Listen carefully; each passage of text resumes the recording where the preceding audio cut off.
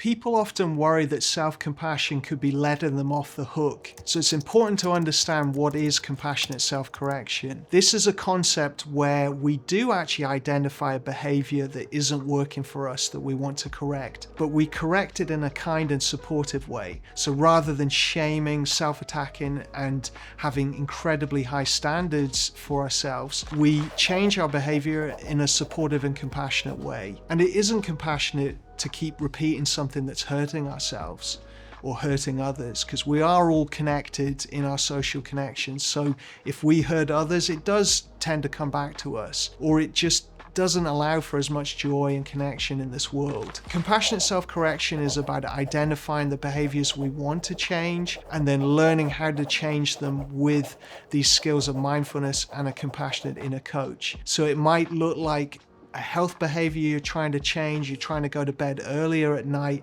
and you say to yourself, Johnny, it makes sense you want to stay up and watch Netflix, but you know it's not going to help you. Go to bed now, mate. So you are being a little more firm with yourself, but it's coming from a place of kindness and compassion. And it relates to an idea in compassion-focused therapy of what healthy guilt is. So people often get stuck in unhealthy guilt and shame. Healthy guilt is, I can acknowledge that there are things I regret and there are things I would do differently if I had the chance again, but I understand them in their context. It wasn't all on me. There was various factors outside just my choices and behavior, and I have my brain and my physiology that's leading me in this world. Unhealthy guilt is taking all the responsibility. It's all my fault, and there were no other external factors. And then shame is taking that a step further and saying, I am bad as well. So we want to learn to move towards healthy guilt that really understands behavior in its context, and then we correct it going forward with compassion.